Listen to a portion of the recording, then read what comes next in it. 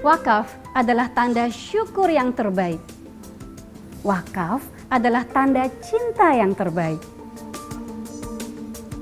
Wakaf juga tanda bakti yang terbaik. Dan wakaf merupakan modal ekonomi umat yang terbaik. Untuk saya, wakaf adalah harta terbaik saya. Bismillahirrahmanirrahim. Assalamualaikum warahmatullahi wabarakatuh. Para pemirsa, apa kabar? Saya berharap dan berdoa Anda dalam keadaan baik, sehat, bahagia bersama keluarga, sehingga dapat memanfaatkan bulan yang penuh keberkahan ini dengan amal ibadah yang setinggi-tingginya. Salah satu di antara yang sulit, berat, tapi amat kita perlukan adalah mempunyai kemampuan untuk memaafkan. Maaf tidak gampang, karena kejadian yang menimpa kita didahului dengan rasa pedih, perih, bahkan mungkin berkepanjangan. Maaf tidak bisa menghapuskan sesuatu yang telah terjadi pada sebelumnya. Tapi tanpa memaafkan, kita tidak akan bisa menghilangkan rasa kepedihan dan keperihan itu. Kita sangat bergantung, bahkan bergayut di keperihan dengan alasan kita membolehkan hal itu terjadi. Orang tua itu mengatakan, meminta maaf tidak harus pada hari raya saja, tidak harus menjelang bulan puasa, walaupun tidak salah pula.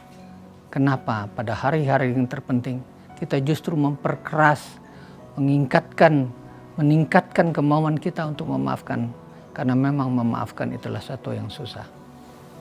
Saya teringat pada beberapa belas tahun yang lalu, saya diwawancarai oleh salah satu radio swasta di Jakarta, menanyakan apa arti maaf. Tapi apa yang terjadi? Sang operator tiba-tiba mengalih perhatian pada seorang suami istri yang baru saja menikah. Dikala selesai saya membicarakan apa arti hebatnya, pengaruhnya terhadap kehidupan kita masa depan, yaitu memaafkan. Kedua sepasang suami istri yang baru beberapa bulan menikah, dia operator bertanya, apa yang Anda rencanakan berdua di Lebaran? Bagaimana cara ritual, prosesi, meminta maaf antara satu dengan lain-lainnya? Operator terkejut dan saya pun terkejut. Karena sepasang suami istri pengantin baru itu mengatakan, kami baru menikah baru 5-6 bulan. Tetapi kami telah melakukan upacara meminta maaf setiap malam.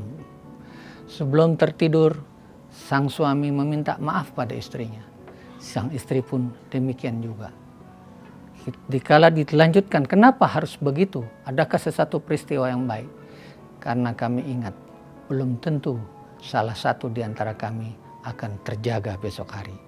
Bukankah tidur adalah merupakan mati kecil? Siapa tahu dilanjutkan dengan mati besar. Oleh sebab itu, alangkah senangnya hati kita kalau kita bisa memaafkan di waktu menjelang tidur.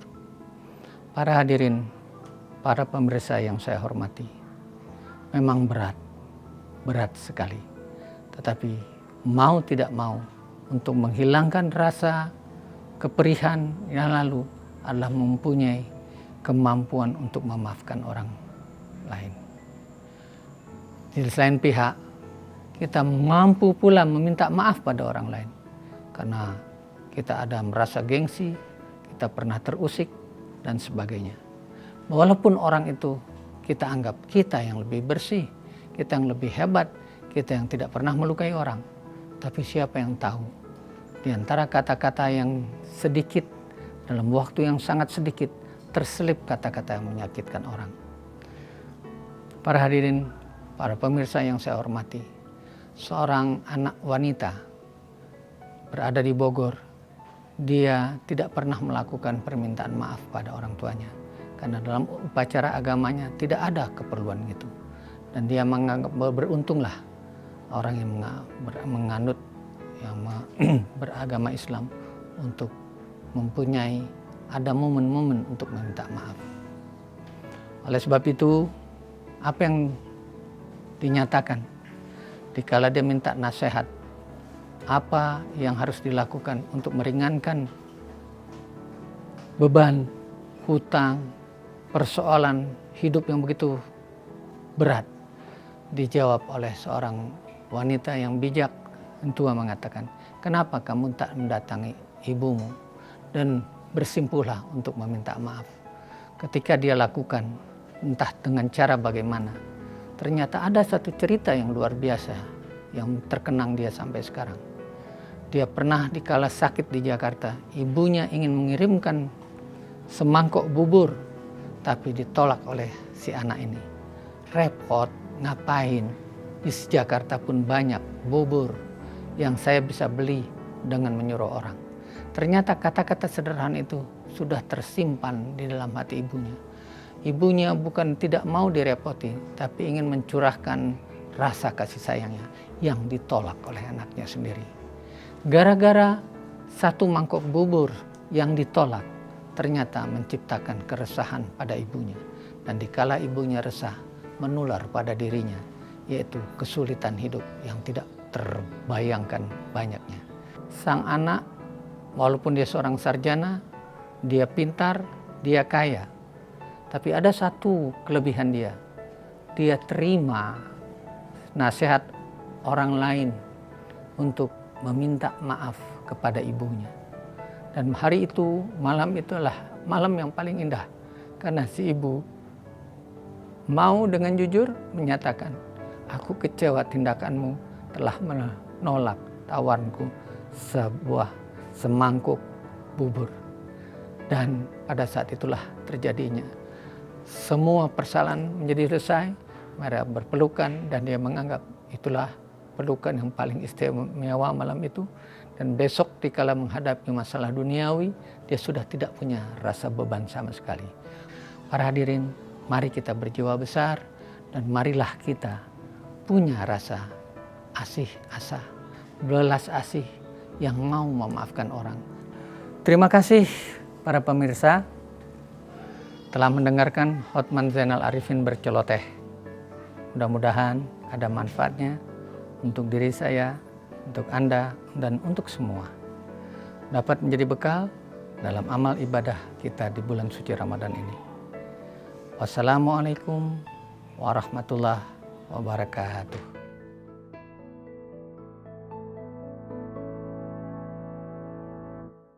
Wakaf adalah tanda syukur yang terbaik. Wakaf adalah tanda cinta yang terbaik. Wakaf juga tanda bakti yang terbaik.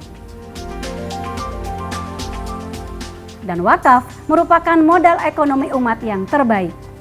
Berwakaf di Tabung Wakaf Indonesia adalah pilihan terbaik untuk harta terbaik saya.